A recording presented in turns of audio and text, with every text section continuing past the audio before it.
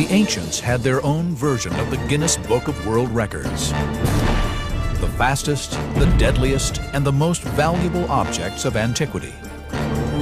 A land yacht that moved faster than the wind, breaking the world record for speed.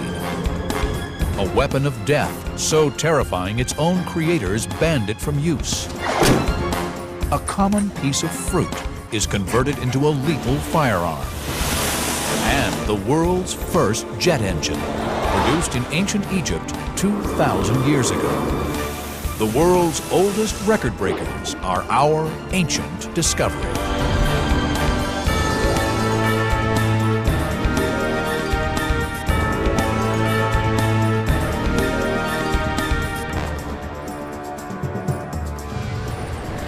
There are over 600 million automobiles in the world today.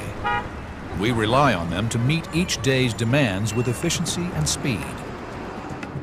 But man's need to create a self-powered vehicle dates back thousands of years.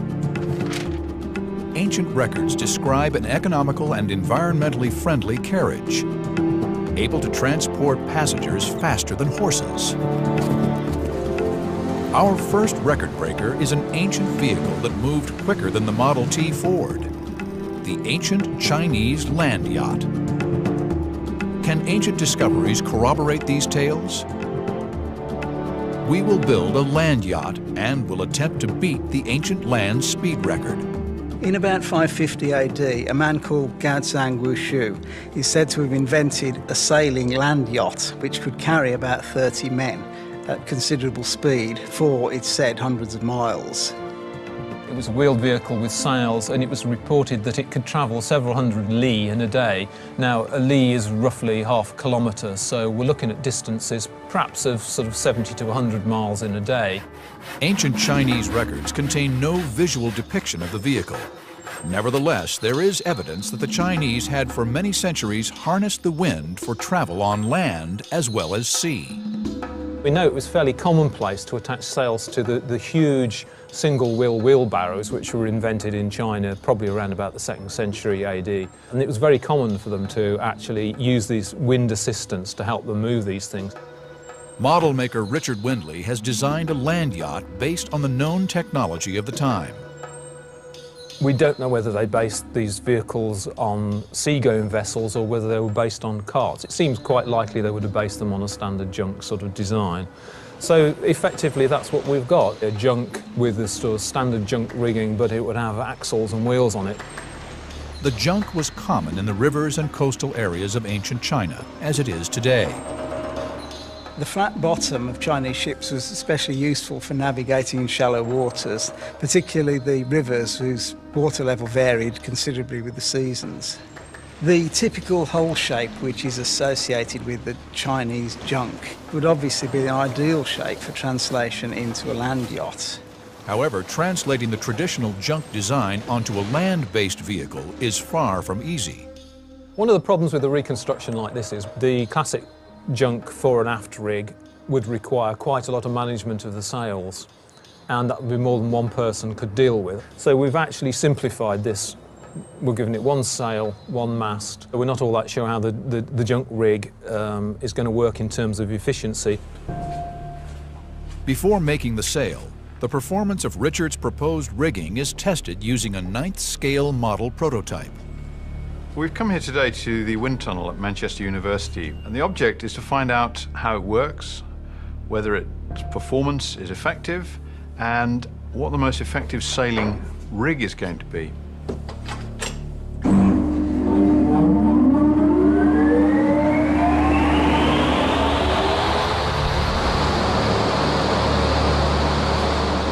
Okay, Andrew, we've got a lot of numbers on the screen, but I think some of these are more important than the others.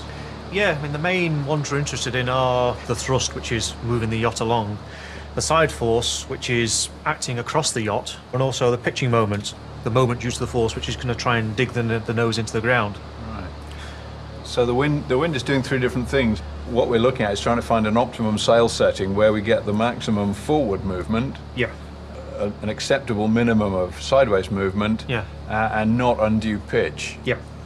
Because obviously if it's pitching on its nose, won't steer. The thing is, if the side force grows too much, then you end up blowing the yacht onto its side, so that's something you need to be careful of. The experts reset the position and the angle of the mast and sail several times to discover the best rigging for optimum performance.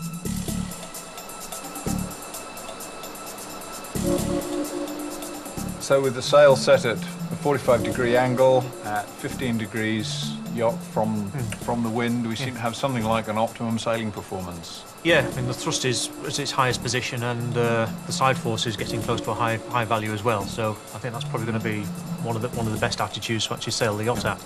With confidence in the design's effectiveness, work is begun on the full-scale sail.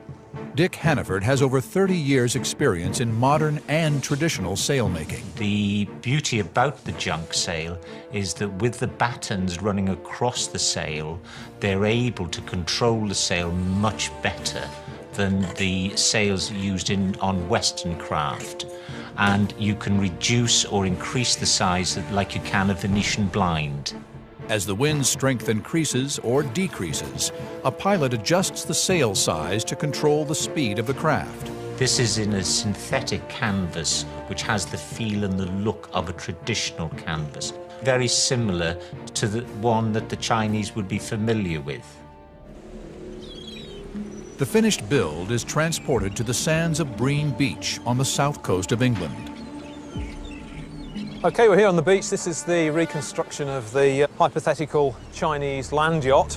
In some ways, it's much more complicated than a boat because there are issues with how we attach the mast. Now, we've got quite a lot of flex in the mast, and the mounting of the mast is absolutely critical. On a boat, you've got a lot more depth, so the mast can be mounted a lot more rigidly. And then the chassis is going to flex, so as the mast waves, the actual wood will twist backwards and forwards, and so absorb some of the pressure of the mast, rather than make the whole thing absolutely rigid, which might possibly end up in breakage. In a sense, it's a bit like a very simplified soapbox, but the basic principles are really kind of dictated by the physics. The team is joined by Mike Young, a professional racer of modern land yachts.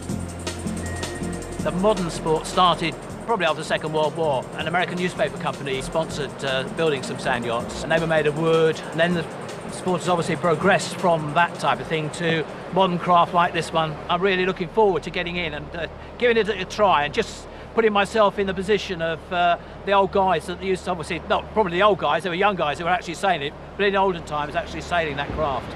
But the team hits an ancient problem. We've got a small technical hitch. The wind has dropped, and there's nowhere near enough wind to conduct the experiment. It's 4 miles an hour. It's just gone down 3, going down. That's just not enough wind to certainly move this thing anyway. And I would say for this one, with the weight and the size of the sail, we would need 15 to 20 miles an hour. Yes. Yeah. Well, of course, you're dealing with the wind, which is a natural phenomenon, and I mean, it's variable. It's going to be variable in China 2,000 years ago, the same as it is today. I mean, they're going to have the same problem, aren't they? We've actually chosen a rather nice day, haven't we? That's the problem. It's a lovely day today, but not for sailing. Just pull the parallel bead through a little bit. Parallel bead. That's great. Okay. Yeah. Just going to tighten it down. That's it. Pull down. Give it a good tug. Right. Put a half hitch on it. Finally, wind speed increases. Will the ancient discovery's land yacht successfully transport our pilot, as Goatsang's vessel reportedly did some 2,000 years ago?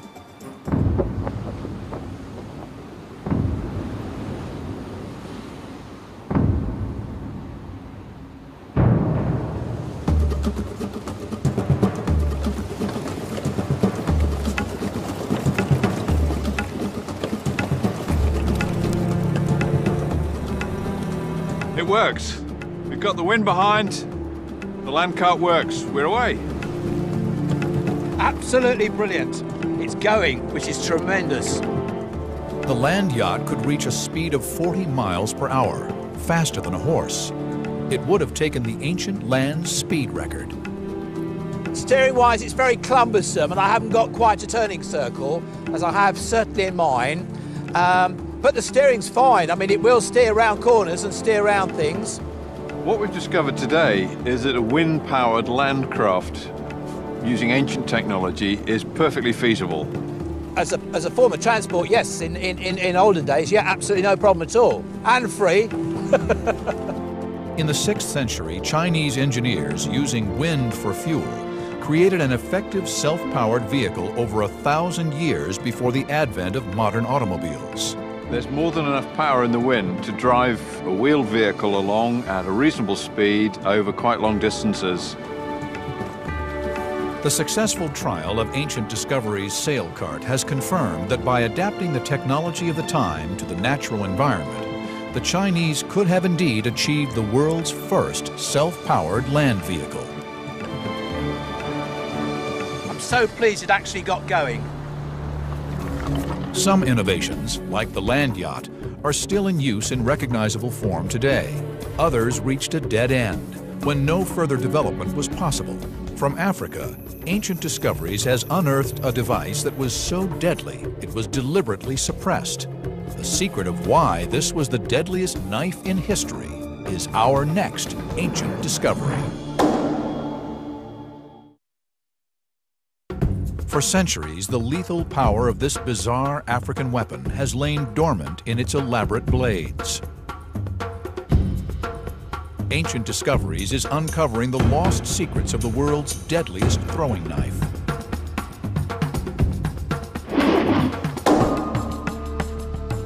Over 500 years ago, a tribe called the Kuba Bushong were known as the most ruthless and terrifying warriors of the southern Congo. According to legend, they were armed with a strange and terrifying weapon, the shongu. The ruling clan of the Kuba people are called the Bushong, which means the people of the lightning, or the people of the shongo, the throwing knife. Records of throwing knives in Africa are sparse. Evidence relies on oral history.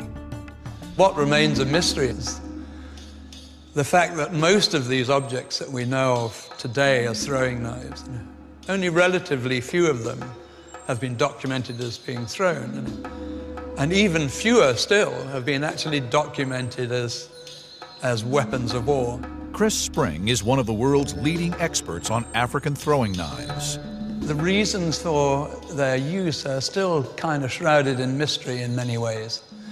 Some we know a bit about, some we know were thrown in particular ritual kind of combats.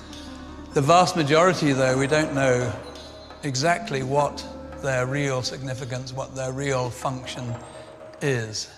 Evidence for the shongu comes from the explorer Emile Tordé, who traveled deep into the Congo to meet the Kuba king at the beginning of the 20th century. Tordé only heard the weapon described. He never saw it in action. To test the performance of this strange weapon, Ancient Discoveries expert and blacksmith Adrian Legg has forged a replica shongu.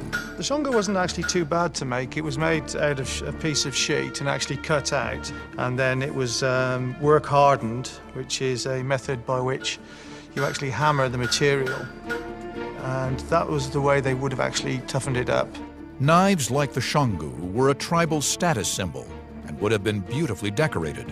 These objects would have been extremely personal. I think they would have been decorated by the individuals, probably with tribal markings. Over a foot in diameter, with 5 points and 10 blades forged out of hardened steel, it certainly looks lethal.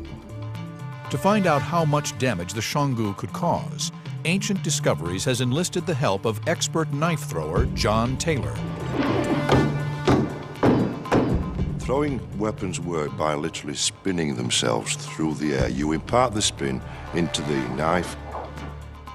John has been studying the shongu to work out how it might have been thrown. My first thought was you actually throw it and then bring it back. However, I soon realized that the spike at the side would hit you in the back. So I suspect this was thrown that way. The shongu's perfectly balanced aerodynamic shape means that John is able to hit the target with great accuracy.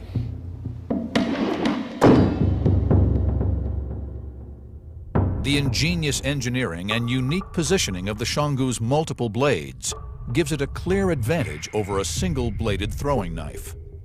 Shongu is in effect 3 throwing knives in that it can hit either end of these 3 sharp points.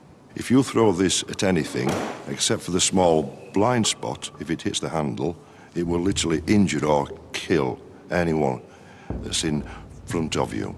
The knife could also have been used in hand-to-hand combat. When you were faced with this at about 3 to 4 feet from you, the warrior could literally hack, chop, slice the groin, take your head in there, pull you back. It is the Swiss Army knife of the African warrior. But John's investigations reveal another, more startling capability of this deadly weapon. 100 years ago, Émile Tordet wrote that the secret of the Xionggu's superiority may have been its ability to go around enemy defenses. Tordet also speculated that the multiple blades could cause the Xionggu to bounce over the top of a shield and strike the man hiding behind it. Improbable though it sounds, did these ancient warriors develop a weapon that could get behind an enemy shield? The ancient African legend of a knife that could flip over a shield and impale the man behind it has never been tested before. Until now. A target dummy has been set up with a full-size replica shield protecting it. For the first time, we will test whether the ancient Kuba tale is true.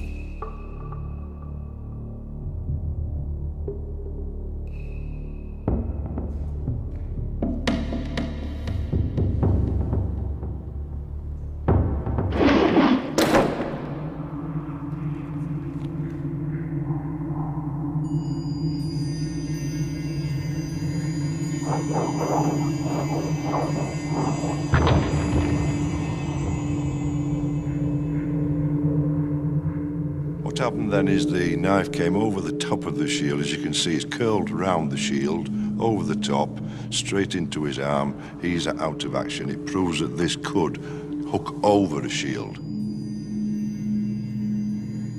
The unique shape and positioning of the knife's blades means that when thrown at a precise angle, it hooks onto the enemy shield and continues spinning, taking it over the shield and into an opponent. To face this in a battle would have been a terrifying experience. There would have been numerous knives being thrown at you. You would literally be hiding behind a shield, but these could come round the side at any oblique angle. Over 500 years ago, the Kuba Bushong invented an amazing weapon that could get behind an enemy's defense.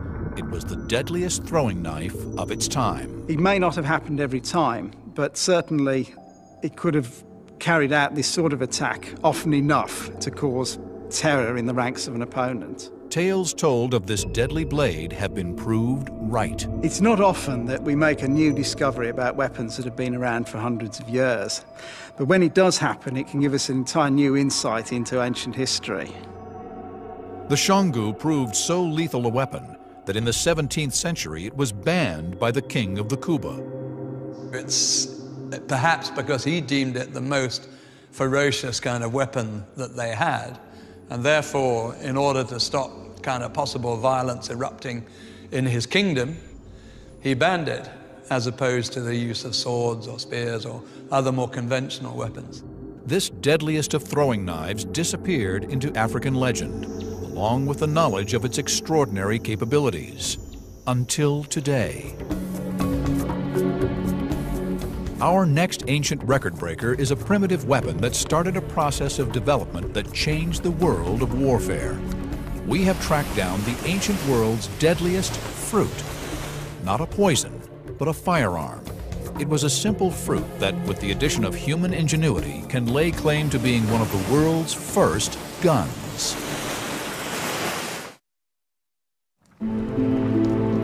How do you turn market produce into a weapon?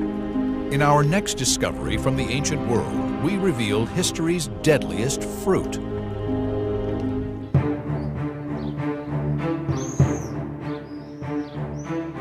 In the 10th century AD, the Chinese put gunpowder and weapons together for the first time and created a revolution in warfare.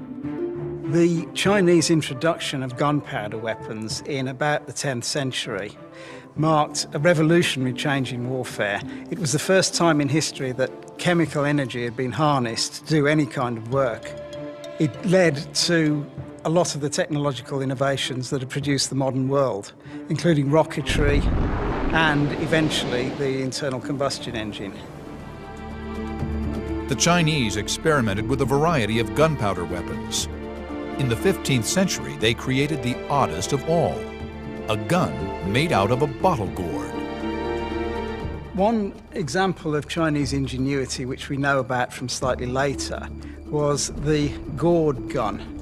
An ordinary bottle gourd, such as grows in the garden and can actually be eaten, was hollowed out and used as a container for gunpowder and to propel projectiles out of the end. Incredibly, the gourd gun became a common feature of the ancient Chinese arsenal.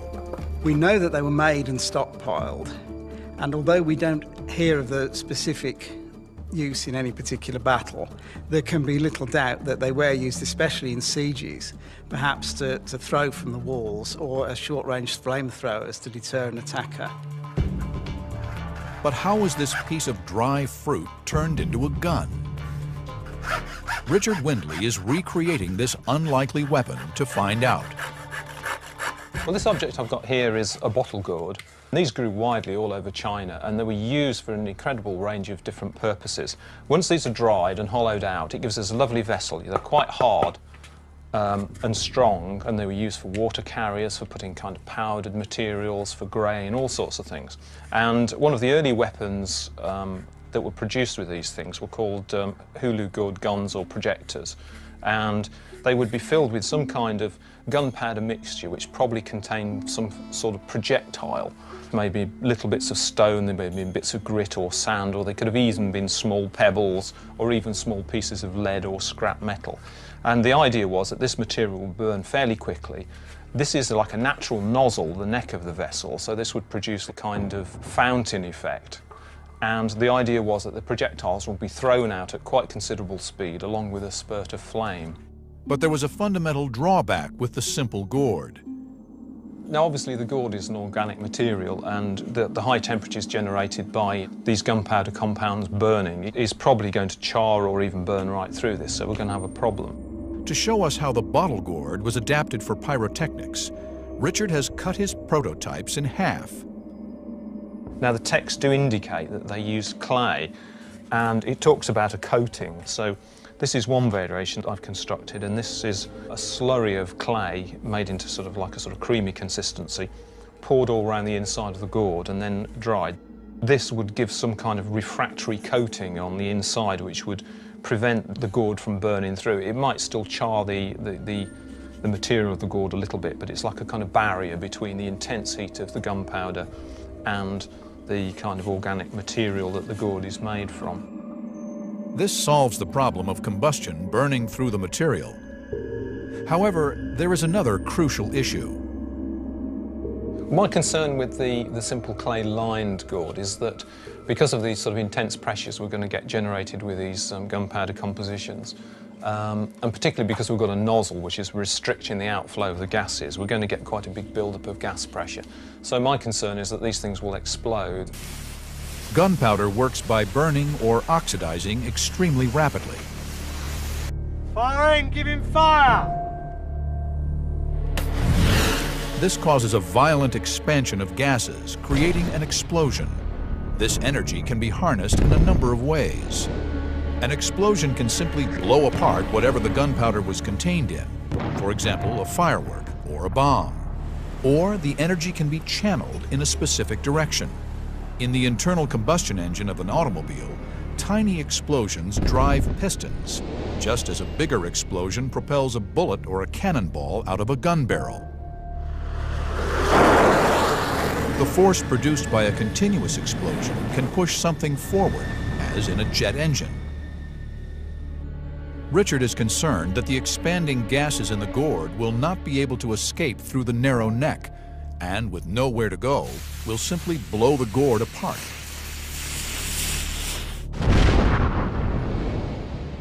What engineering solution could the ancient Chinese have found for this fundamental problem? As an alternative, I've come up with another system whereby the gourd is almost entirely filled with like a sort of solid material The gourd then will constrain this material. The whole thing will be very strong.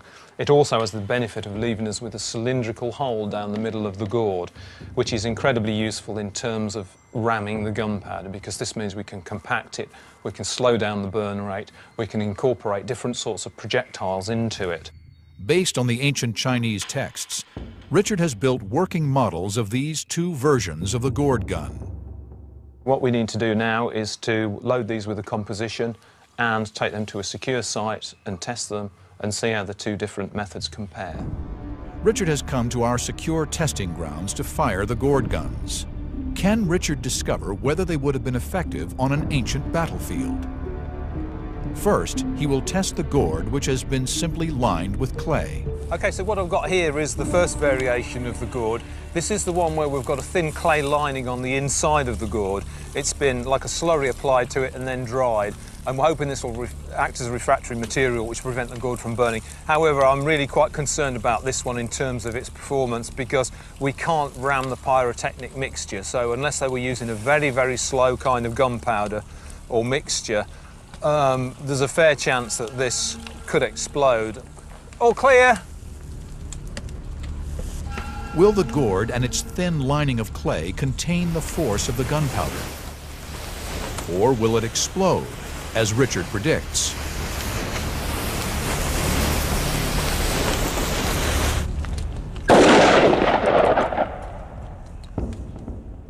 Well, I think I was right in the assumption that we might well get a big bang if this pyrotechnic mixture wasn't compacted enough. There's no point in taking out your own personnel. It's a self-defeating piece of equipment if that happens.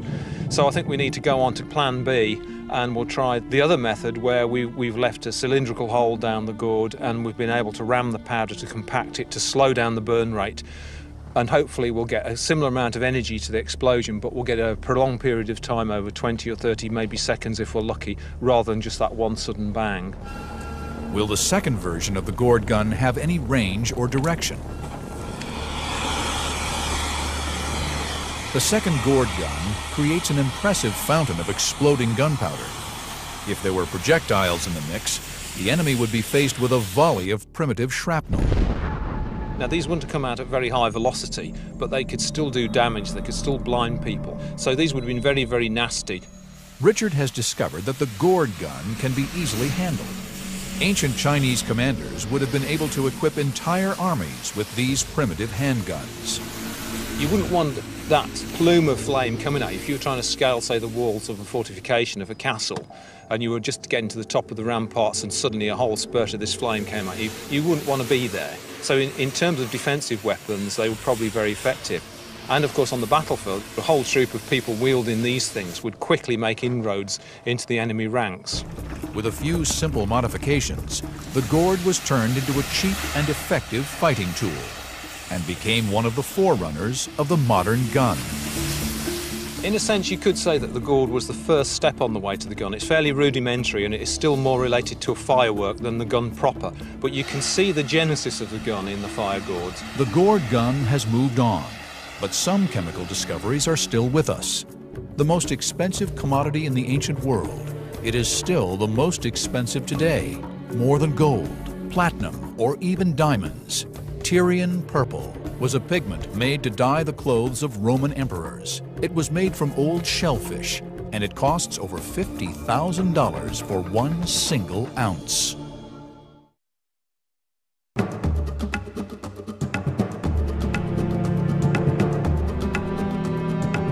The world has always contained treasured objects, from the beautiful to the sacred. In Egypt, the brilliant treasures of the pharaohs still glitter after 3,000 years. From ancient Greece, the solid gold death mask of the great warrior king Agamemnon has lost none of its shine. In ancient temples, mausoleums, and palaces, we have discovered treasures beyond imagination. But what is the most valuable? What was the most expensive, most desired, most precious treasure in the ancient world? The ancient world has given us many treasures, perhaps most surprising of all, that if we want to find the most valuable thing, we need to look under our feet on the seashore for a small, stinky sea snail that gave us Tyrian purple. Tyrian purple is named after the ancient city of Tyre in the eastern Mediterranean. The Tyrians discovered a natural fabric dye that became the most desirable luxury in the Roman world. Tyrian purple was the most expensive commodity the Roman Empire knew. Something, in modern-day terms, the equivalent of $2,000 per gram. That meant that it was certainly not available to everyone. In fact, only the richest could afford even the smallest amount of it. The color was coveted with a passion by the ruling classes of Rome.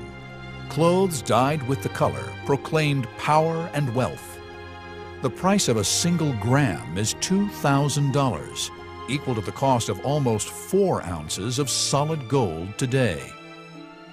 Tyrian purple was such an important commodity for the Emperor Nero that, according to Suetonius, he banned anyone else from wearing it.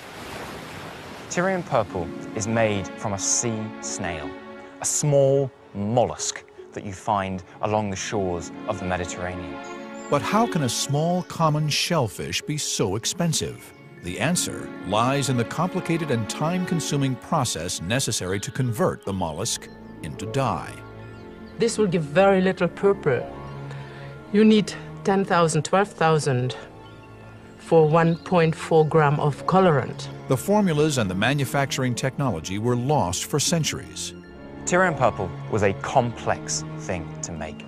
And so the real specialists, the experts, would have kept their processes, their styles of making that color close to their hearts, a secret which they would have taken with them to the grave.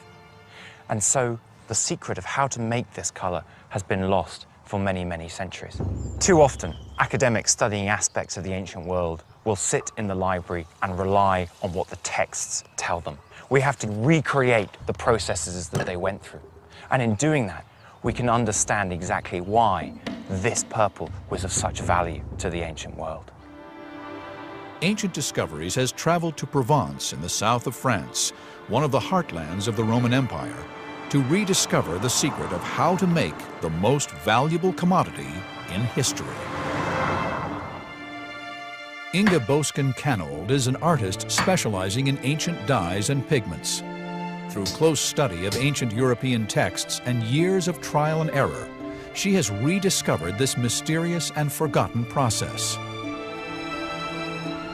Inga's first step is to acquire a type of shellfish called a Murex trunculus. It is not a common seafood, but is occasionally cooked and eaten in France and Italy. It can be bought at a simple fish stall for $20 a pound. She begins the laborious task of cracking open the shells one by one. For our experiment, Inga will crush over 9 pounds of Murex to dye just one small piece of wool. But where does the purple color come from? At first glance, the flesh of the Murex is white in color, with no trace of purple. The answer lies in the colorless liquid secreted from a gland inside the shell that must be removed from each individual snail. This is the hypobranchial gland, the purple veil, which will produce the color. I cut it out with all the rest around, and I put it in a plate. The glands Inga cuts out are initially colorless, but they react to oxygen and light, so the process of creating Tyrian purple begins. The laborious process has to be done by hand. The smallest trace of dye is so valuable that Inga puts the leftover water from the broken shells into the jar to make sure that not a milligram is wasted. After days of scraping out the shells, the result is a jar of rich, deep purple liquid. If I dip cloth into this, the cloth will be just dirty looking and there is no stable purple on it. Another naturally occurring chemical is needed to bind with the color and fix it to the fabric: human urine. Over the next 10 days, Inga heats the mixture in a boiler at approximately 50 degrees. She adds urine until the right alkaline level is achieved. But how would the ancients have known when the purple dye was ready? By smelling it, by licking it, tasting it, and by looking at it. There are signs which will show that. It's all the senses which are used in order to know. They didn't need this. Inga constantly monitors the solution for 10 days, just as the ancients did. Will she succeed in creating the dye that was used to color the robes of the wealthiest sections of society? Purple became the color for the nouveau riche, the people, the movers and shakers who wanted to show that they were part of the top class of Roman society. It was the ancient equivalent of Gucci or Prada. But just as Rolex and Prada have to contend with fakes today, ancient dyers were victims of counterfeiters. As time goes on, fakes start to emerge from animal fats, from vegetables, from minerals. So real purple had to try and guard its value against the fakes of the ancient world. How did Roman high society know they were getting the real thing? The answer once again lies in its fishy origins, and it isn't very pleasant. The color purple wasn't just a color, it had a smell attached to it. And in fact, some of the sources describe it as one of the 4 most foul smells of the ancient world. And so we're left with a quandary. Why this most expensive, luxurious color that only emperors would wear at certain times would also have this smell that was so repulsive? But that smell, however bad it might be, was associated with the luxury of the color. And so though it may have smelt bad, it looked damn good. Back in Provence, 10 days have passed and the vat is ready. Now Inga can discover whether she has succeeded in making the most expensive commodity yet known to man. Our wool sample must be dipped in the dye several times. According to Pliny, you should leave it at least 5 hours. But I leave it overnight. And usually I have good results after 3 times dyeing. To make a batch of color to dye a modest garment requires thousands of murex shells. The same piece of textile must be dipped again and again to achieve the desired shade of purple. An extraordinary number of these little sea creatures must have been sacrificed to clothe in style the most powerful and wealthy of Rome. Even by following the precise formula, there is no guarantee that we will create the right shade of purple dye we're looking for. Once the wool is out of the active vat, it goes into water, and after about half an hour, it should be ready. Now we'll see whether the vat was active and effective. Let's see.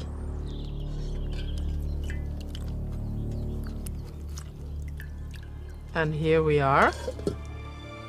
It is purple. In recreating this complex manufacturing process, Ancient Discoveries has produced enough purple dye to color 2 grams of natural wool. The Romans spent a fortune on purple because it was beautiful and proclaimed wealth. Despite its foul odor, the ancients embraced it as the greatest symbol of high status. Our next discovery was also a luxury item. Originally, it was used for entertainment, a mechanical plaything. But it would initiate a technological revolution, using principles of physics that led to the development of today's jet engine.